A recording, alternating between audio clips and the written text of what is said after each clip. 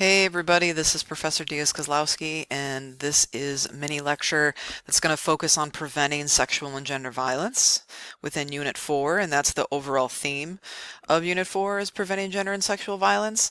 I'm going to focus on Jackson Katz's Chapter 1 and Chapter 6. And what I hope in you reading his pieces and then listening to this particular lecture is that you pull out some really important information that he's giving us. He's adding, if you will, to our WGS toolbox and how we're going to dismantle patriarchy as feminists, advocating feminism, how we're going to end sexist oppression. What are the tools that we can use to do this? And specifically, these two pieces, he's speaking to men as a white man. These are two pieces from his book, The Macho Paradox. And so I include these because I think it really rounds out the other readings that you've had in this unit, right? Sean Lee, that give you an overview of what gender and sexual violence are. And then you've read the Richa et al. Piece, right, which focuses specifically on universities and how rape culture manifests itself and is normalized on campuses. And I really like these two pieces because they work well together to focus on why violence against women is a men's issue, and then also how we, again, continually need to change our language and how we discuss and try to dismantle sexism. So overall, I'm going to focus on making sure that you understand what are the things Katz is telling us that we need to do to eliminate and lessen violence against women. Particularly, he's talking to men. And then also, how can men become actually active in dismantling patriarchy? He discusses this concept called social norms theory. So I want to make sure you know what it is, but what it does in the context of gender and sexual violence. And specifically, when he's discussing in Chapter 6, Stuck in Gender Neutral, he's discussing the passive voice. And so it's important to know what the passive voice is, but also what it does in the context of gender and sexual violence. And then finally, we're going to end with these intersectional links between these four events that he analyzes in Chapter 6. Why does he do that? And again, as with Bell Hooks, who you have read three pieces by her over the course of this term, that language is a site of struggle, and we have to critique the language that's used if we want to end sexist oppression. And so again, Katz is contributing, like other women of color that you've read throughout this course, again, focusing the language that we use, making sure we're using accurate terms, and also challenging language that's contributing to sexism, that is masking patriarchy is really important. So again, I have your favorite terms up here, making sure that you know and remember that patriarchy is a socio-political system. And again, remember that sexism is this piece, right, that justifies this cage. It justifies and supports these patriarchal relationships and how it's operating on the institutional, symbolic, interpersonal, and unconscious levels. And again, misogyny, it's mentioned a little bit again as a concept.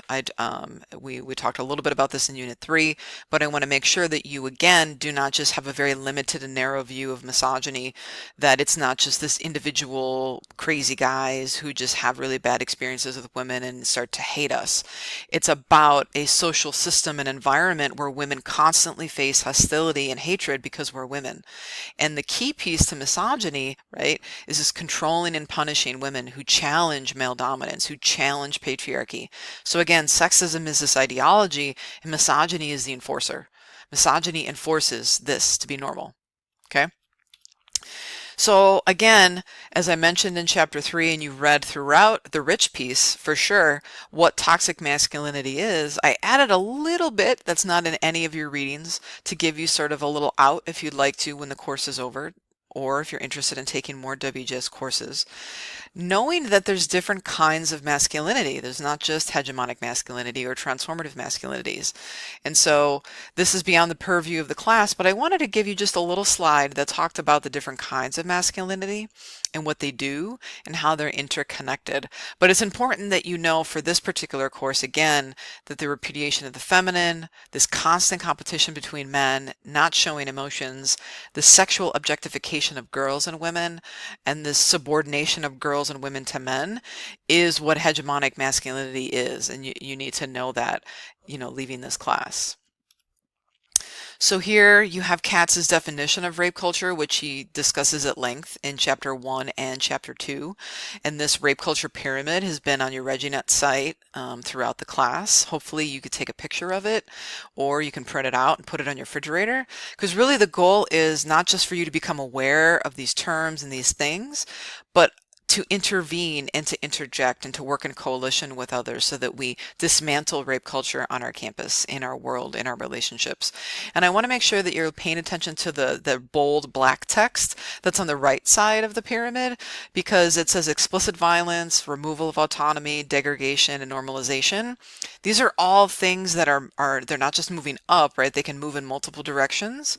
And so it's really important that you take some time to reflect on how these things, become normalized in our culture and might be aware of it, that you might be doing or that you have done, and to unlearn these things.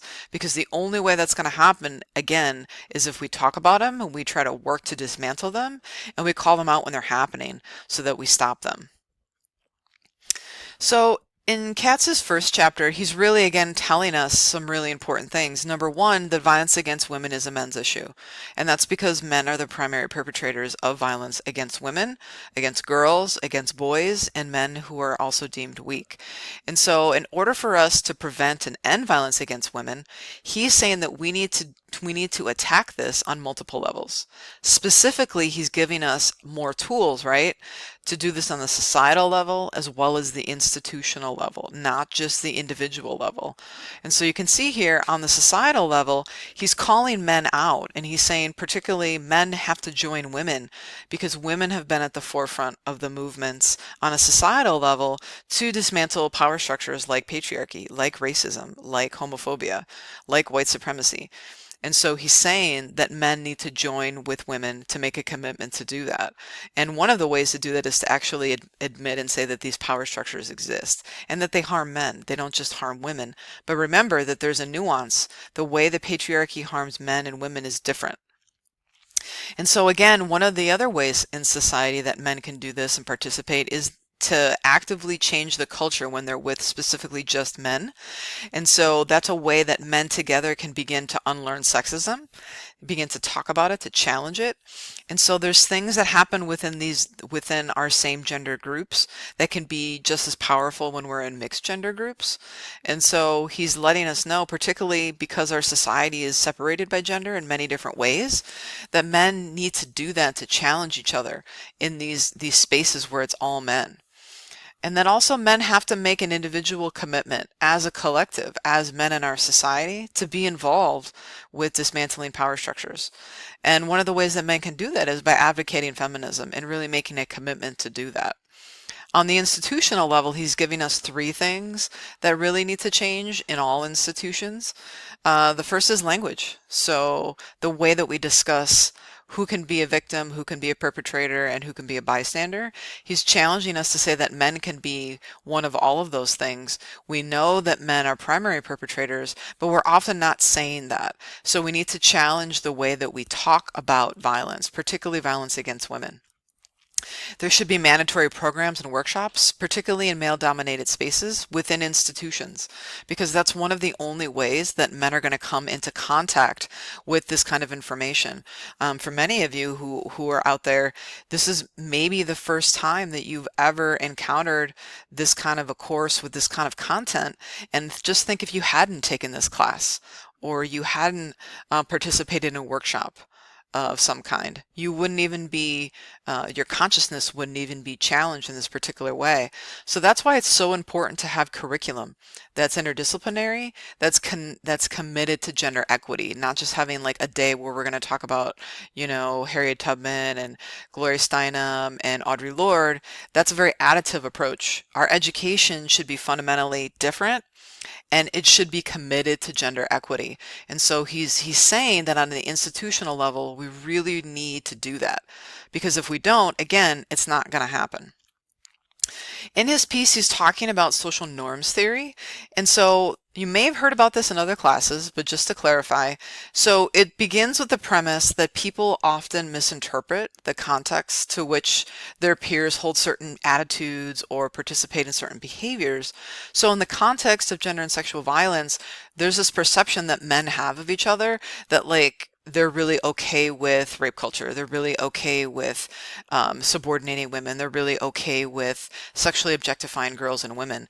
And so when there's this discomfort and dissonance, men aren't encouraged or role modeling, challenging each other because they're afraid that they're going to be seen as weak.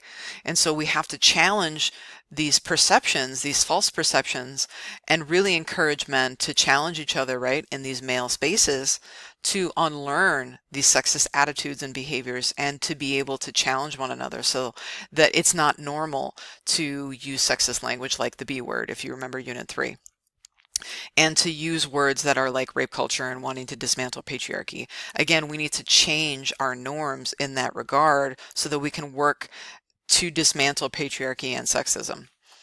So for Katz in chapter 6, he's focusing on gender neutral language. And when Katz is focusing on gender neutral language, he's discussing the passive voice. Okay.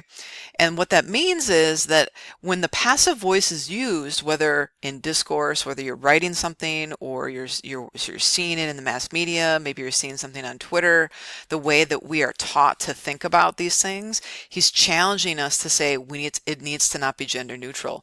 Because what often happens is the focus shifts away from men as primary perpetrators of violence against women, and it focuses on women always being the victims. So what that does is it normalizes sexism. It normalizes this dominant subordinate relationship between men and women. It normalizes the gender binary, and it normalizes victim blaming, right? Where it's like, oh, why was she doing that? Why was she doing that there? The focus isn't on why do men assault women? Why do men rape women? Why do men rape little boys? Why are men going into spaces and shooting people in a Costco? Why is that? So we have to interrogate why men are the primary perpetrators of violence, not put more emergency lights on the quad so that women don't have to be as afraid because there's more chances for them to call the police if someone attacks them. We need to be challenging and thinking about why men are the perpetrators of these crimes against women. So he analyzes these 4 events here: Woodstock, the Puerto Rican Day Central Park incident, and the child abduction in 2002, and the U.S. military rape scandal, to show you the way that these really large events were framed with a passive voice. And so what these events tell us is that, particularly in the patriarchal mass media, that women are blamed for the violence that happens against them and men are not named as perpetrators. And so the accountability and what's happening and not challenging why men are doing these things, and we're not interrogating toxic masculinity, that gets absolved. So it connects with, again, what he was talking about in chapter 1, is that when you call violence a women's issue, it gives men an excuse not to pay attention, specifically to the violence that they enact on girls and women. It gives men an excuse, and it teaches them and reinforces them that they can be superior to girls and women. And that's not normal, and that's not healthy, because we know that men are the primary perpetrators of violence against women, girls, boys, and men. So women need to stop doing all of the work. Men need to participate in this. And if you call violence against women a man's issue, it changes the conversation. And so the other thing, when you call violence a women's issue, it's normalizing rape culture. And again, we need to go back to how we, in our language and in our actions and through institutions and societal behaviors, how we can not normalize rape culture, how we want to dismantle it. That's really important. And one of the ways that Katz is challenging us to do that is through challenging our language and not using the passive voice. So he's telling us again in chapter 1, that violence against women is a man's issue. And that's just a fact. And that we need to, as a society, change our current language about gender violence, because currently it's gender neutral. And what that does is it hides men's responsibilities as the primary perpetrators of violence against girls and women and boys and men deemed weak. So again, language is a site of struggle, and men have to make a commitment to unlearn hegemonic masculinity, interrupt sexist language, and commit to using non-sexist language and behavior, and really, really join with women in coalition to do this, not take over spaces, but really join with women to do that. And Katz's chapters give us more tools, particularly men the tools, and the call out to do those things.